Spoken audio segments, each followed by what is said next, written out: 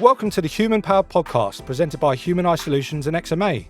This is the place where resilience meets personal growth. I'm Scott Ward. And I'm Serena Kirsten. Each episode, we uncover the stories of individuals who have faced life's hurdles head-on, bucked the trend of social trends, and emerged stronger. We're here to inspire, teach, and unlock the secrets to unleashing your potential together. So let's get ready to dive deep into conversations that illuminate the power of resilience of the human spirit. Let's embark on this journey together. So today we are joined by the exceptional Joe Parsons.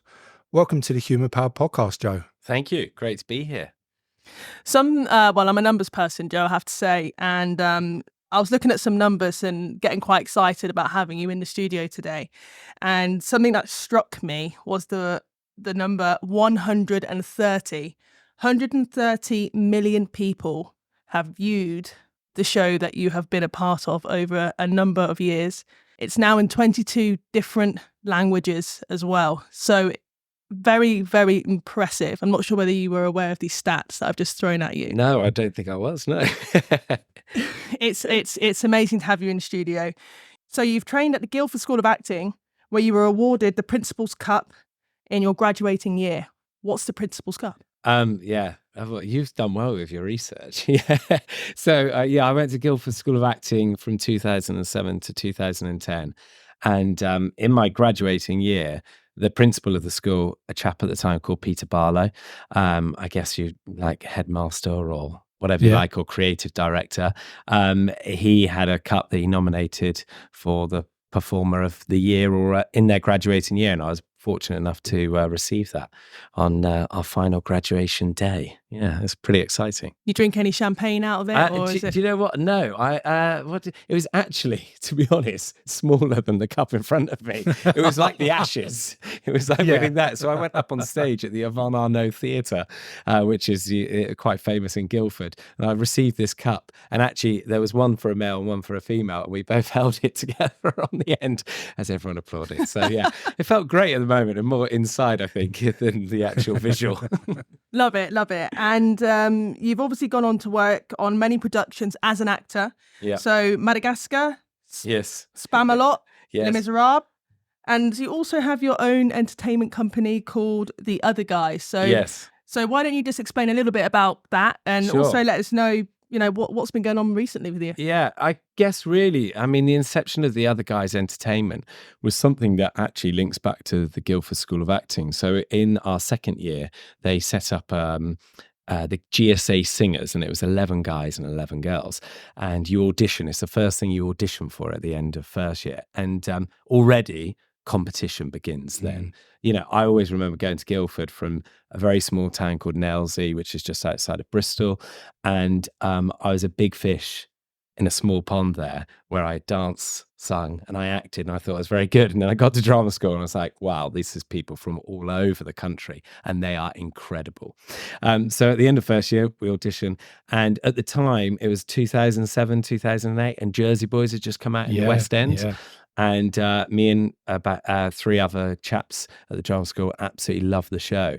So they were looking for different things in the singers, and they had never done like 4 guys together singing close part harmony in the style of Jersey Boys. So we did like Sherry, Walk Like a Man, Oh What a Night. They went down a storm for these bookings that we used to do, kind of like Masonic halls and things like that around Guildford and Surrey. So one of the chaps who ran it came up to us and said, we keep getting repeat bookings because of what you do. And a kind of a light bulb just went off in my head. Like, okay, we could probably do something with this when we graduate. Cut forward kind of 5 years. I'd just come back from Australia and didn't have a job. I was doing an acting job out there. And my mum kind of said, why don't you do something with that Jersey Boy stuff you used to do? So I got together. Sadly, 2 of the guys couldn't do it. So I got 2 new guys in and one of my best mates. They did it with me at Guildford. We recorded a really short kind of like a reel of songs, like I said, Sherry, Walk Like a Man, Oh What a Night, put it on Facebook, and within 24 hours, we got a gig for the Thorpe Bay Yacht Club in Southend. No way. We had no songs prepared, no choreography prepared, nothing.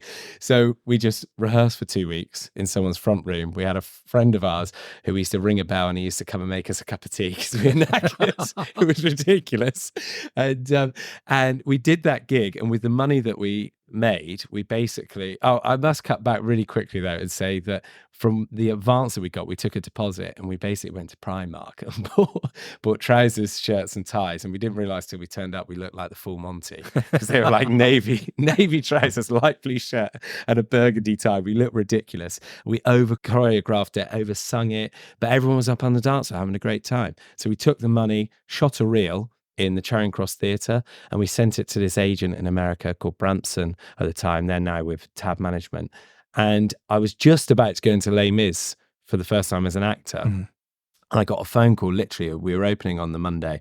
I remember this so vividly. I was in Soho. I got a phone call on the Friday afternoon, and it was this lady called Jan. She said, Joe, the Beatles, which were a tribute act at the time, have lost their passports in Turkey.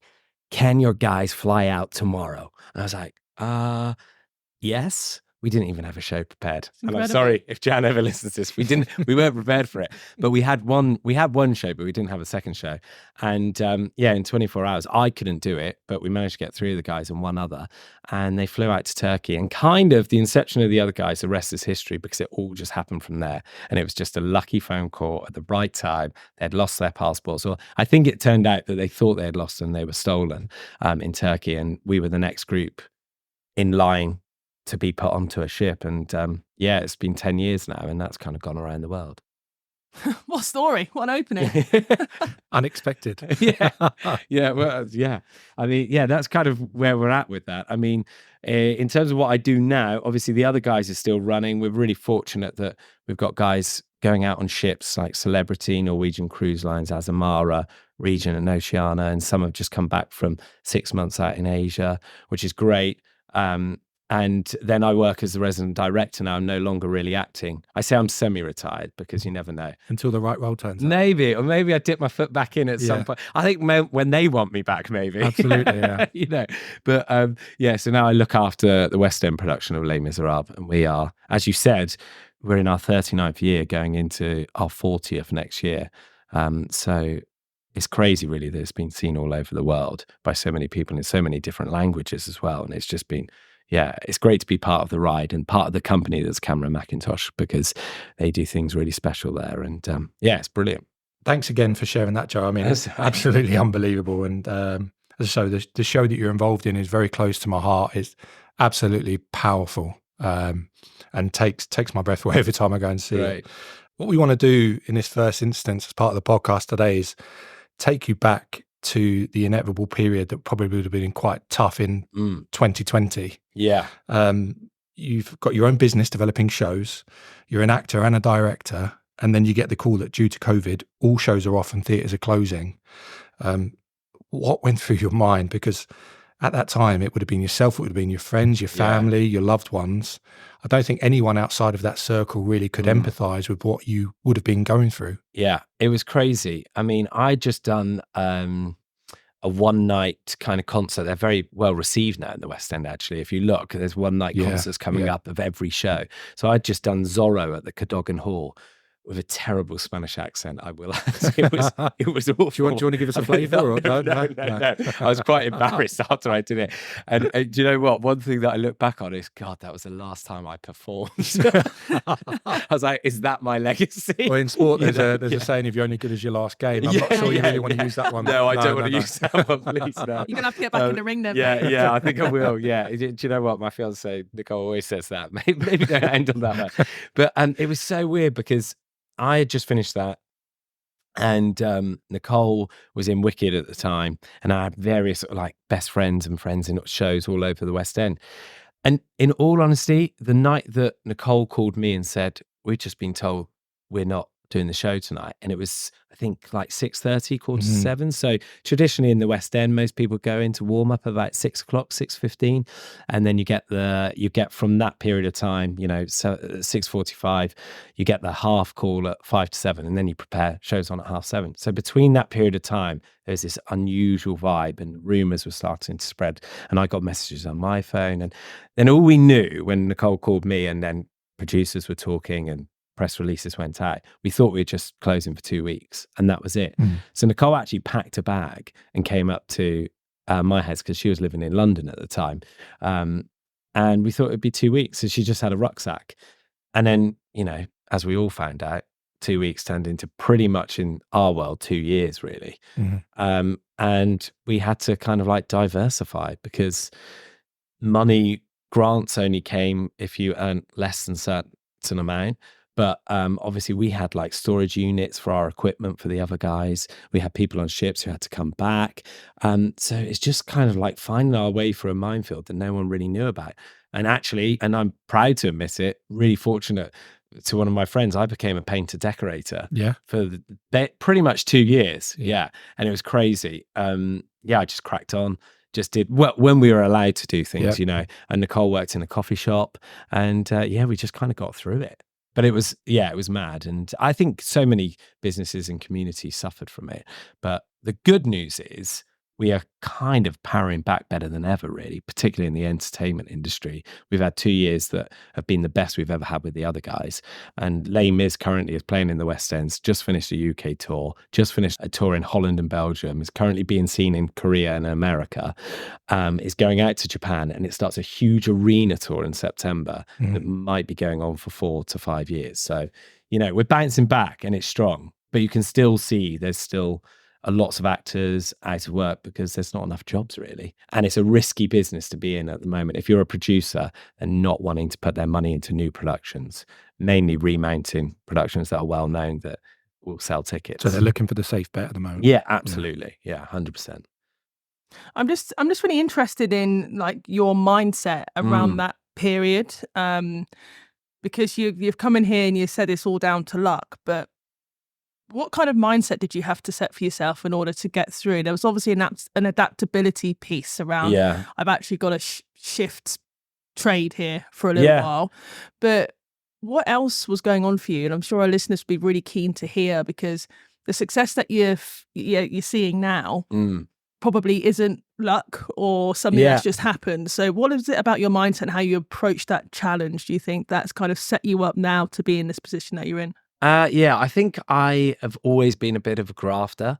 I'm not saying that I'm obsessed with money in any way, shape or form, but I know that to do nice things in life, you have to have a pretty decent base standard of some sort of income. And I think that goes back to, if I'm completely honest, on a Saturday morning before I used to go and play football and then go and do an acting group that I was part of in Bristol, I used to vac my parents' house for £20. Brilliant. But my mum was always amazed that they would watch me and they wouldn't say anything, but I used to pull out the sofa and go along the skirting boards and go underneath everything, and they're like, where's he learnt this from? That's a proper job. I think I probably a little bit OCD. I am a bit like, you hear David Beckham turning the the Heinz tomato soup around so it's facing out, and all. I think I'm a bit like that. And Nicole, as I mentioned, my fiance goes mad with me. So I think I'm a grafter. I think certainly resilient. The acting business has taught me that so much. I think you go and you train in something for 3 years, but really your training starts after. I always say to the guys that learn the other guys, they've got 4 shows to learn, and it's sometimes in 6 weeks. And that's basically 3 hours of material, which is a lot. That's music and dancing. And they always say, oh God, there's so much. I said, look, have you driven? Some of them say no. They say, yeah. I said, do you remember when you passed your driving test? Yes. You tick the boxes to pass your driving test. Then when you actually pass, that's when you learn how to drive. And I think that's the same with a lot of work, really. You do the training and so on. So I think in terms of kind of COVID, I never sat down, really, whether it was painting a fence, whether it was putting new seeds in the grass to make it look greener, whatever it was. I was always finding new things to do because I just can't sit down. I find that really dull, really boring. I always remember hearing something a very long time ago about fate will never come to you. You need to go out to find fate, and then it will happen. So I'm a great believer in that. And I think at the end of being a painter and decorator, I kind of thought, God, I could probably carry on and just do this. It's quite, I'm enjoying it. It's pretty decent money. And I had quite a nice social life alongside it. But I won't forget receiving a call when I thought Nicole was going back into Wicked because that was opening back up. And actually it wasn't a call. I got an email from a lovely chap who's I think retired now, actually, or semi-retired from Cameron Mackintosh Productions, but a chap called Trevor Jackson, who said the tour's remounting for Les Miserables, and we'd love to talk to you about being the resident director on it. And it came through as an email, and I remember being there, so I was like, Nicole, you won't believe it. And that just came, I suppose I say luck, but that was kind of a conversation that was happening 4 years before. And I guess you feel like you're just forgotten in a period of time where I went and did another job for 2 years, and then COVID happened. And then to receive that email, to think that I was remembered, I was still in their minds. And then kind of from there onwards, it just kind of all happened. And it was like a domino effect of work again. So yeah, I guess resilience, never sit back and just wait for things to come. I've certainly learned that. Yeah, and reflecting back on it now, like, why you? Why pick up the phone to you, do you think? I don't know. It's a weird thing. Shall I tell you a story about Les Mis that when I was an actor? Please. Because I had a really weird experience there. I was cast as Grantaire, so he's the drunk student. Yes. I don't think it was based on my social life in any way, shape, or form. But I had a lovely time there. And what happens in these casts are, and we're going through it at the moment, actually, and it's my decision now. Whereas, well, not just, that would be unfair to say it's my decision. I'm part of a creative group to decide what we're doing with the next cast, because we always try and change over the cast after a year, but if people are doing a great job, we keep them. No one's ever doing a bad job because they're top pros and they're fantastic, but it's just what's right for the show at the time. But when I was in it, I kind of did 6 months of what I felt like was great work. And then I got a phone call from my agent, and it was really peculiar, actually, because we were between a matinee and an evening performance. And all of us had phone calls from our agents to say whether they wanted to keep us on or not. And I got a phone call, and my agent said, listen, they really love you at Les Mis. I was like, oh, terrific. But they don't want you to play Grantaire anymore. I was like, oh, okay. Any reason? Well, no, they've not really been that clear. And I said, well, can we get a reason? Because I've done it for 6 months. I've only had kind of positive feedback, unless I've completely misinterpreted notes that's been given to me about the style of acting or whatever, then I'm a little bit confused. But okay, so what do they want to do with me in the show if they want me to stay? Oh, well, they're going to look at a different track, we call it, like, I guess in football, say a different position for you to play or something. I said, okay, great. I'm still a little bit confused though, can I talk to someone about it? So I went to what would have been my equivalent at the time, now that I'm doing the resident director. And I said, oh, can I just have a quick word? Listen, my agent's called. He said, yeah, I don't want you to be kind of like negative about this, but we just feel like maybe the part's not a right fit for you and maybe you're more useful elsewhere. But that was kind of like, for me at the time, a massive sucker punch. Yeah. And I don't think, probably looking back on it now, I ever actually address kind of mentally what that does to somebody, because I think my resilience is like, right, fine, classic old generation, stiff upper lip, get on with it. But actually, probably I suffered from that for like, I don't know, a few years. And when I look back on it now, it's actually made me stronger. But I would say to anyone, if you're in that situation, you should probably deal with it by talking to someone and actually getting proper answers. So what I'm trying to create the culture at the moment is giving people the reason why they might not stay on for whatever reason that might be. And a book that's really interesting for me at the moment, I don't know if you saw the production of Dear England at the National that then went into the West End, but it was based on Pippa Granger. Yeah. Fantastic, what Gareth Southgate did with her. Yeah. And that's kind of my mindset of culture and creating a positive atmosphere, but also giving people reasons for why they might not be in the role that they're doing no longer. And if I'm completely honest, back in 2016, that was a massive curveball in my career that, just left me kind of completely, I guess, dumbfounded by a decision that had no foundation or no reason for. But it was weird because when they asked me to then stay in a different role, I actually said no, because it just didn't feel right for me. But I left that building weirdly, always knowing I'd go back, but I just didn't know in what way. And then kind of, 8 years later, I went back as resident director. So it's weird how your mindset changes then, because I guess they kind of saw something in me at that time that was right for something else, but also for the future to come back. And that's kind of my story with that show. And I'm never afraid to tell people it because, just because you're not necessarily right for something at the time, even though you were 6 months before that. And then you had to play that for 6 months, knowing that they wanted to move you. It doesn't mean to say that you're not right for other things going forwards, you know? Yeah, I think that's a really valuable insight, actually, and it's quite a brutal. What I've definitely learned through that story, and thanks for sharing, is that it's a very brutal industry in that sense, because, and it probably speaks as well to the success of the show. Yeah. Running for as long as it has, there's almost this positive change that goes on through, depending on what track you're appropriate for, whether it's acting or directing or something within costume design. So I think it's really interesting to hear. And you spoke a little bit around, obviously, that like handling criticism and external pressures. So dealing with criticism and external expectations is obviously challenging, particularly in your industry. How do you navigate through those perceptions, and what advice would you share with our listeners who are potentially going through these challenges now? Yeah, I mean, I think sometimes criticism, I've been learning this recently more than anything, can kind of come from somebody else's own fear, and they're projecting it onto you. So I always give myself anything that I have. Obviously, we get our backs up and we want to be fiery with things. But I've learned so much that, listen, if you got fiery with me now, I'd probably go, okay, just take it. Walk out the room after this and think, am I going to go back in there and say what I actually think? Or shall I give it the night? Sleep on it, write it out in an email or something, or in a text, and then actually evaluate that the next morning. I don't need to say that. It's pointless. I'm just going to let it rest. Do you know what I mean? Yeah. So I think in terms of criticism, I'm a great believer in evaluating before you speak. I'm really thinking about your reaction. But also, I think I've got something in me, and it's just sparked. I remember when I was 16, about to do my GCSEs, we did our mock GCSEs.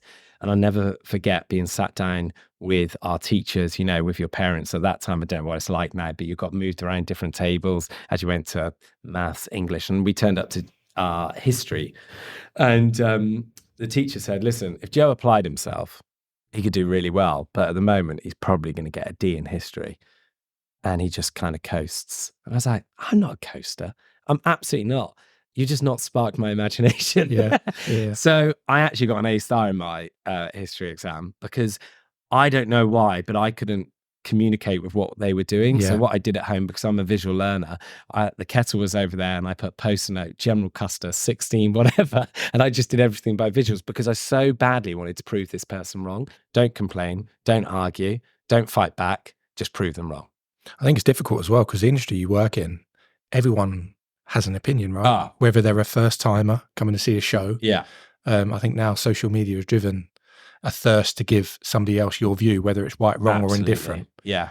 How do you find not only yourself but cast members deal with that? Because let's be honest, those that are in the media, entertainment, sports industry are obviously quite delicate individuals. Yeah. We play a part, but in reality, we want everyone to love what we do. So how do you find across the spectrum that people deal with facilitating that is often negative? I think it's really difficult. I think we are in, at the moment, I'm not sure I'd want to be an actor. If I was at, say, I think I got to a really good place as an actor where I wanted to be. But to go to the next level of what, you see some of the people that are in the mainstream of theatre or TV and film and radio and so on, they're just constantly scrutinized, and it's brutal. And sometimes not for anything that they've done wrong. It's just like trying to sell a story.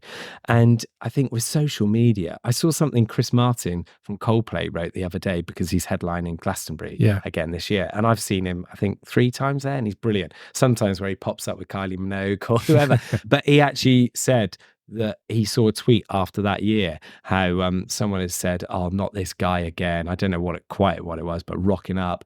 Oh, it just ruins Glastonbury every year. And he said that was enough for him to say, I need to step back. I'm not going back to Glastonbury for a while. And it's like, if someone of his caliber is seeing that and that's affecting him mentally, imagine what it's doing to somebody who's in the West End, who is cover Fontaine. And she goes on for the first time. She's the second cover. She did rehearsal 6 months ago. And then she's thrown on just like that. And then somebody tweets, where's our current person, Katie Hall? She's fantastic. Why am I watching this person? Terrible. And that's the sort of things people see. And it's just, do we need to voice it? You know, if you've not got anything good to say, don't say anything at all. Classic thing. But it's just given a platform for people just to kind of speak their views, be subjective. And I think you have to just not read it or just learn to ignore it, because who are they to have an opinion? I think that's completely right. And that brings us into the importance of support systems. So often when Serena and I are doing these podcasts, people talk about those that are there to help them along their journey, or those that they can refer to. Clearly in your industry, support from mentors and loved ones can be a game changer. I noticed recently you got all the Jean Valjeans together. Yeah. Which, you know, is it's making my hair stand up now thinking about it. One of the most highly regarded roles you could probably take up within the West End. Have they, for example, created a network where they help one another? Is there like a mentorship that goes on behind the scenes where people want each other to do well in those instances where you could get thrown on as a reserve with 10 minutes notice, for example? I think that comes down to like a leading man and a leading lady. We've just had Killian Donnelly, who was just a most unbelievable Jean Valjean, not only on stage, but off stage. And he was so warm, wonderful with everybody. And it was his idea to bring himself, what we call alternate cover Jean Valjean, the second cover and the third cover, all together to have a chat. And he wanted to kind of expose them, really, put them out in a positive way so that everyone could understand that it's not just him playing Jean Valjean. If he's not there, then there's another person to step in, or a second or a third. And I think what he did there that no one's really done in this industry is celebrate all the covers. And he created an environment and an atmosphere where they could talk, be seen also. It's so important to be seen in what you're doing, but feel validated for what they do. Because like I said, with the Fontaine situation, a chap called Matt Dale, who's our third cover of Valjean, I mean, you know, that's like being seventh substitute or whatever, you know, on the bench in football, say. And he went on actually on Monday night for the first time since October. And that's such a big pressure, you know, the longest running musical in the whole world. And you've kind of got the show. You would feel it, I think, the weight on your shoulders to perform that. But I think we've got a really nice environment now where the producers have regular chats with the cast. I will have chats with them, the musical director. We've got a really nice environment. I think that was a big thing of me going in when I went to take over in the West End as resident director, is to create the right culture. Because if we've got that, then the show will always do really well. And if you've got any niggly bits, whether it's actors, whether it's backstage, you have to stamp them out right away, because we just want a positive atmosphere. Because with that as your foundation, the work is always great. What a thing to do, you know, for, you know, to bring together a group of people who potentially aren't feeling as valued or as seen, especially in a show like Les Mis, where you need those covers. You know, you don't need one cover or two covers, you need 3 or 4, which is just amazing. These people, these actors going out and actually nailing their role and being, you know, to a high standard, but potentially never even stepping out on stage as well. Yeah. What a position to be in. I just want to move you a little bit on into, you know, adapting to life changes. So you've obviously spoken around that you were an actor, a successful actor, and you're really, you know, very pleased with kind of where you ended up in that space, even though we have obviously discussed the fact you will be getting back in the ring for our listeners at some point. It's a pretty big change, right? Going from in front of the camera to behind the camera. So what lessons can you give our listeners around transitions and maybe how you've coped with it? I wouldn't say I'm a blagger, but there was parts where I felt serious imposter syndrome. But I think my foundation of acting, what I loved and what I learned from different people, positive and negative, is how you talk to people and how you create relationships with one another. So I always think that when I took over at Les Mis as resident, I had been, when I was in Spamalot and when I was in Madagascar, I was in it, but I was also resident director, which is really difficult because when you're on stage with people, I guess it would be like me being the producers now of this podcast, but you're talking to me and you're probably thinking, is he taking notes whilst he's listening to me doing lines? And I never would. I was never on stage doing that. Usually I get swung off, as they call it, and I'd watch from the audience and take notes of the show. So that was really difficult. But also I kind of learned in 10 years of acting how actors want to be spoken to. And it's not, oh, you must stand there. You know, with these shows that have run for a long time, like Les Miserables, like Wicked, like Phantom of the Opera and so on, they're brilliant for a reason, because you often go back to see the same show. But what we do in Les Mis particularly, and this I would take forward in any show I'd ever do, and it comes from Cameron McIntosh, actually, the producer, is that he loves new energy coming into the show. So we evolve the show around that person. It's not you stand on 8, you stand on 6. And I'm not into that world at all. And that's something that I've learned from Cameron McIntosh and the 2 directors, James Powell and Lawrence Connor, which is evolving people so that they feel validated, but feel like they are playing the role for the first time. So they're not stepping into someone else's shoes. And I think that's really important and something that I've learned. So for my transition, I guess, I'm not trying to be anybody else, and I'm not trying to be fake. I'm just being myself, and sometimes get things right, but absolutely I get things wrong as well. But you learn from those mistakes as well. So yeah, it's hard and it's challenging at times. But the resident director I am now from what I was 5-6 years ago, even a year ago, is very different. And I'm learning all the time. And I think one thing I'd always say, and and it's not cheesy, you're just constantly learning. It's all right to get things wrong, because I think we've all got this fear culture that someone's going to tell you off, or you're going to be ashamed of yourself, but actually it's absolutely fine, because you learn and then you step forward the next time. You're like, right, no, this is what we're going to do, and this is the reason we're going to do it. I always think change is great. I love change. I've moved house so many times, and I think my parents, I'm always constantly on Rightmove looking for like, oh, should we change again? And I think my parents always go, God, but I think you got to adapt all the time. And I think I learned that before COVID, but if COVID's taught us anything, it's adapting, isn't it? And changing and being willing to accept change, and then just stepping forwards and doing what's right for you and others. Yeah, I love that. And that concept of adapting and change is, I think, something that our listeners can take, because people do fear change, particularly in times of adversity or times where people aren't necessarily sure, and the not fearing failure. COVID sparked a lot of fear in people, right? And some people are still living in the shadows of COVID, unfortunately, and haven't managed to kind of work their way through it. So it's great to see an example really where you've stepped out in front and actually tried to stay ahead of the game in terms of taking change head on, rather than, let it just happen to you. You've actually gone, I could step into that. Yeah. I could be a painter and decorator for the next 50 years if I wanted to, but you know what? I'm going to go back to acting. Jack of all trades. I mean, I couldn't live with you if you wanted to move house every 6 months. We're not compatible in that way. But I just want to speak to you around this resilience recipe, and we're asking all of our guests to share with our listeners any secret strategies or tools or tips or tricks that have worked for you. And I'm really keen actually to stay in that space between you becoming a director and kind of this learning. So within that transition, is there anything within that you've been through that you can recommend around your own recipe for success, or resilient success and resilience building?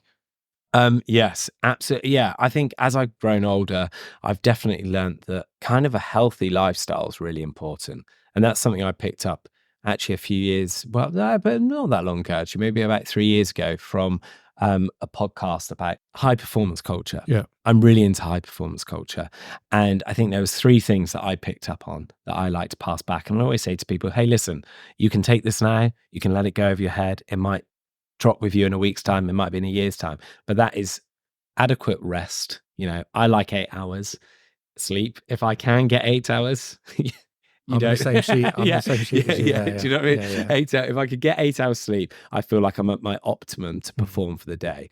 And I also go along with that with nutrition and fitness. And that's really important to me. I can see myself struggle to perform at my work and socially if I've eaten a bit badly and I've maybe been out like 3 nights on the trot, So that's something that I've really recognized, particularly as I've gone into my mid-30s, and it's something that I really want to control. If I don't do some form of fitness, whether it's a class or, running, maybe football, if I can now and again, I feel like my headspace is not great. Yeah. And that's not like a negative mental. I just feel tired.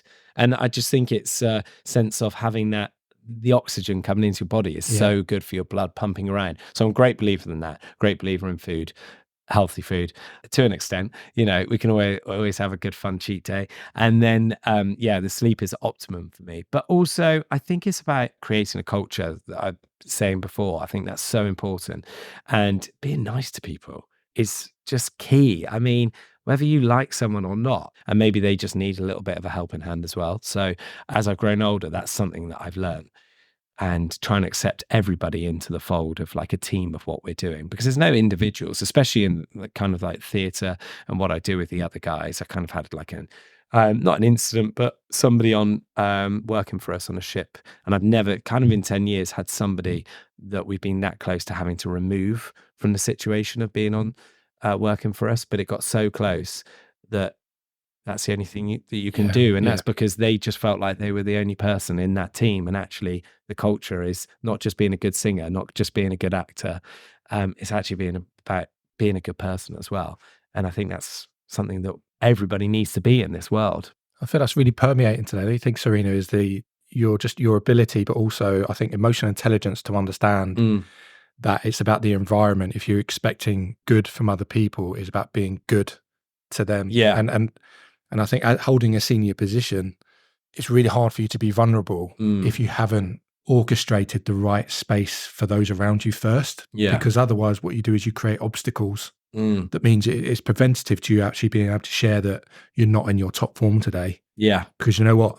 They actually can't facilitate that information because you haven't created it first. And I think for me, it's really, really powerful actually. And something people wouldn't align with working in the theatre, right? Or being an actor is actually it's an incredibly high performing environment where everyone, not only for themselves but for people paying now really good money, expect the best. Yeah. And if there's a negative forum around that space, it must be incredibly hard for them to do that in return. Absolutely. Yeah, absolutely. And I think sometimes that is a difficult conversation to have with, well, mainly the actors, because that's the ones that I deal with, kind of the vision that you see on stage. And if they are, as a company, going through a little bit of an adjustment period of, 8 shows a week, it's really hard for them. And having done that, it's hard on your social life as well, because, like say Les Miserables in the West End at the moment, they do Monday to Saturday. They only get one day off, the Sunday. And on a Thursday and a Saturday, they do 2 shows. And this show is 3 hours long. So a lot of people, I think, look at actors and think, oh, what a lovely life. They turn up at 6 o'clock and then they finish at 10:30. But actually, in that period of time, you've got a lot of sacrifices. I missed my brother's stag do, many years ago because I thought this one job was going to propel me onto something else. Unfortunately, it did have a good effect. But when I look back, I'm like, I would love to have been there. But people miss things all the time, whether it's weddings, funerals, or birthdays, or loved ones. It is a huge commitment. But in that, when they do miss something, it only takes one to be a little bit negative in a dressing room, which permeates onto some others. And then you can feel the show just get a little bit lax. And it only takes, I always say, my big thing is the show's only as good as the weakest link. And you don't want to be that weakest link. And at this part of the podcast, we look at unlocking human potential. During this segment, we'd like to ask our guests to share a major lesson or insight that perhaps you haven't shared publicly before, that you feel is key to unlocking human potential. It's a real opportunity for our listeners to reflect on their own journeys and what they might be going through, and getting some really useful support from your interpretation of that. I guess one thing that I've kind of probably spoken about was when I got that phone call saying that you'll no longer be playing the part, but we'd like to keep you. I was kind of at a point there where I could have, if I'm completely honest, just jacked it in, because I just felt a bit disappointed. I felt like a sense of failure, because I didn't really have a proper conversation of why I was being moved on to something. Although when I came out of drama school, I got a few acting jobs. There were, completely honestly, 9 months where I didn't do anything as an actor. And I worked as a waiter in Giraffe on the South Bank. I was a singing waiter. I was doing all sorts of different bits and bobs. And I remember when I got an audition for Les Mis, actually, I said to myself, I think I was 25 at the time. I had it in the back of my head, if I don't get a West End job by the time I'm 30, I'm going to sack this off and think about doing something else. And then when I got the audition for Les Mis, I went in and because it was for the drunk student, they said, can you just do it again? But just do whatever you want. I thought, you know what? I'm just going to go all cards on the table. And it was Tom Hardy. I remember it, listening to an interview of him. He was going through a really hard time coming out of drama school. And he said he just changed his mindset. He used to go in quite moody and quite like, oh, I'm going to go in as a character. And he said he rung the bell for Nina Gold, this huge casting director in the film world. And he said, hello, it's Tom Hardy here. And they're like, okay. And he ran up the stairs whistling. And he said he beat his chest before he went in, like, I've got this. And he ran up the stairs whistling, going, and he just walked in and went, Nina, how are you? And she's like, oh, hi. Obviously not expecting this kind of atmosphere. And he just went for it, then went into the role. And I did the similar, I remember reading that thing. It's coming back to me now. And I did a similar thing. I went, hey guys, how you doing? You all right? I was like, yeah, can you do it one more time? I went, I'll do it one more time. And I walked to the back of the room and I just slumped on the wall to sing this song, Drink With Me, completely plain that I was absolutely pissed out of my head. And I just sang it just for myself. I just did it for myself like there wasn't an audience. And I remember walking away and I thought, I've done one audition for this. And usually with the West End, you go in with your own material first, and then you get given a role to read for or sing for. And I didn't. I was just given the material. And I thought, do you know what? Actually, I'll be completely honest here.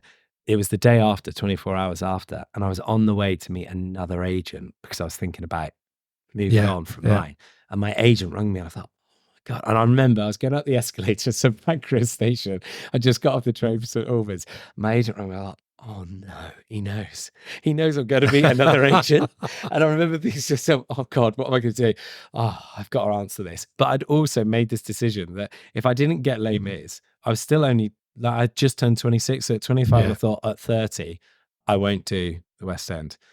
At 26, I'm going, if I don't get this job, screw it. Maybe I'll do something else. And my agent, he said, Joe, are you sitting down? I said, yeah. He said, I said, no, I'm not sitting down. I'm on the escalator. He goes, I've got an offer for you. And I said, all right. He said, yeah, Les Miserables. And I went, what? Oh my God, are you kidding? He said, yeah, but weirdly, I've got another offer for you from Mamma Mia. And I went, what? And it was 2 West End jobs within the space of an hour. And I completely written off Mamma Mia because I'd been in for it like 5 weeks before. And it was like the weirdest thing happened. Like it was like a crossroads. I'd come out of college for 5 years, done really lovely work, but obviously as a goal, you know, I guess like football, you want to play for England or something, you know, with acting, I wanted to be in the West End.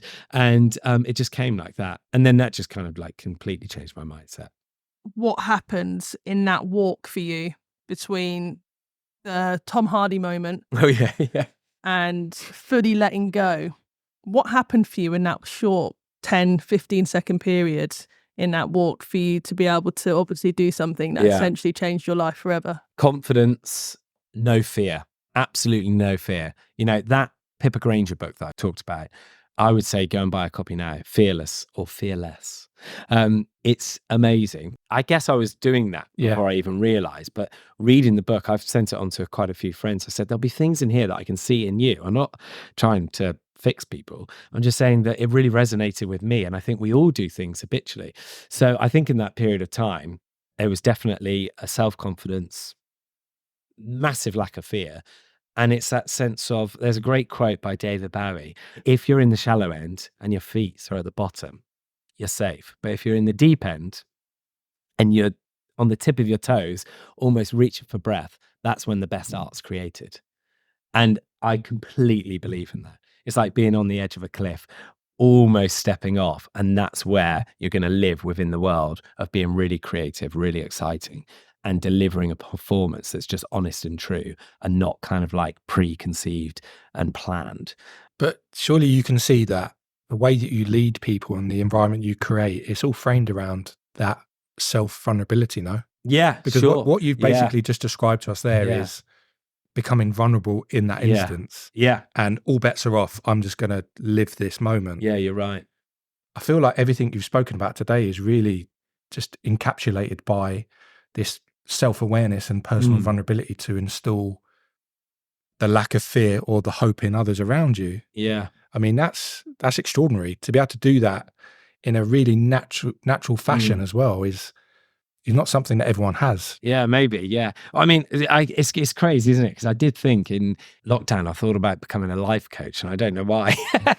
It's really weird. But then you read the books and I'm like, oh God, I've not got the intelligence of a Pippa Granger, or I'm really into Sir Dave Brailsford and his marginal gains, and that's something that just blows my mind. I can see it. It works. It's brilliant. What's the point in saying to someone you need to be 100% better at being a singer?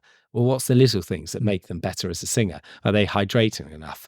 Are they getting enough sound on stage? Can they hear the band enough?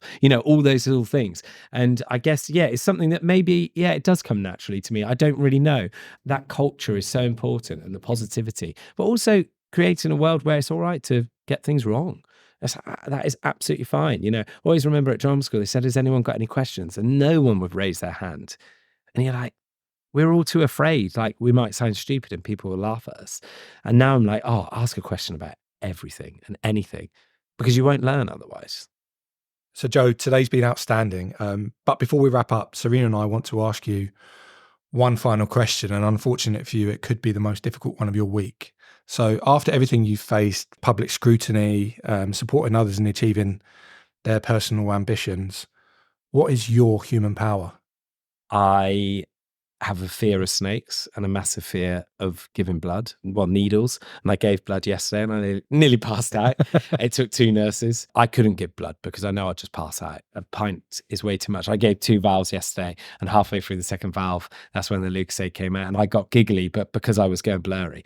So I think, but what I'm trying to say is it's the mindset, isn't it? You've got to create a mindset. So I guess really it's positivity and not being afraid to reinvent myself if I need to. What did Alex Ferguson say once about David Beckham? One of his biggest strengths is the way he reinvents himself all the time. It's one of his biggest qualities. And you look at him and you think, wow, what a great guy. He's tried everything, hasn't he? From football to business to whatever it might be. Yeah, sarongs, yeah, exactly. And I think that's okay. I look at someone like who gets so much stick, but it's James Corden. Yeah. I think to myself, wow, that guy's won a Tony for being in a play in the West End. I think he won the Olivier in the West End, won a Tony on Broadway. He's done films, he's done he's TV. Got an award for Into the Woods as well, which is amazing. Musicals. He's done this chat show in America for years, and now he's coming back to the UK, and the first thing he's doing is a play. And there's not a lot of money in theatre, in plays. And I just think that world of diversifying, having that mental attitude to adapt, to change, to being resilient, to being positive. Maybe my skill or my human power is not being afraid to listen to others or read good advice and then learning from that and using that to go forwards, instead of pretending like I'm some finished article, because nobody's perfect and you can always learn. And I think maybe that's my human power. I'm not sure.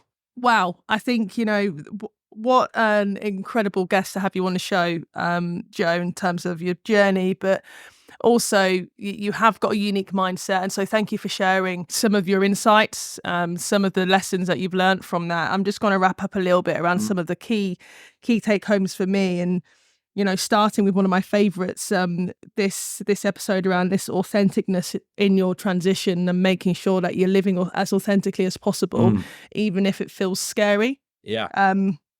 The healthy lifestyle piece, I really love this one around, adequate sleep, nutrition, fitness, and making sure that you've got a healthy body and mind to actually go out and tackle your mountain, your challenges and your goals. Being nice to people. I just don't think this is done enough, particularly when we're under pressure or something's happening for us that feels like such a big deal, right? Almost like we talk a lot around these first world problems. And I think the ability to step back and go, or actually maybe this person's just going through a tough time, to enable yourself to self-regulate, but also to still make the most of your relationships, right? And your current working environment. Really important for those listeners who work within high pressure corporate environments where this stuff tends to go out the window, right? The positive mindset and the curiosity around what's in front of your face, and not being afraid to ask questions about everything and being curious, I think is an amazing one. Again, I don't think we do it enough. We sit back and we have a cup of tea 8 hours later and we ponder and we think about things, but actually stepping into the moment and being brave enough to ask there and then, for that learning piece and education piece, I think is really important. And again, one of my favourite ones, being on the edge. It's okay to be in the deep end, because that's really where you learn the most about yourself. And you obviously alluded to that being really key to creativity, but I think it's key to everything in life. You know, it's easy to sit back and be safe. We can all be safe and stay in the place that we're born and not really go out and reach out into the world, but we don't really learn anything about, you know, one another if we do that. So that whole living on the edge, but in a controlled manner, it's a really key insight that I think our listeners can, you know, take forward into their own lives. So thank you so much. Pleasure. We truly hope that today's guest has offered you, our listeners, the opportunity to explore your own journey of self-reflection, personal empathy, and success. Remember, it's important to share your stories of struggle and success with those around you. Let's unlock potential together. Thanks for tuning in to the Human Powered Podcast. It's been a privilege to share today's journey of resilience and empowerment with you. Remember, each story we share is a step towards understanding our own true potential. Follow Humanized Solutions on social media to become part of our growing community, and don't hesitate to share your own experiences. I'm Scott. And I'm Serena, reminding you that within each of us lies untapped strength. Let's unlock it together. Until next time, keep striving, keep believing, and keep growing.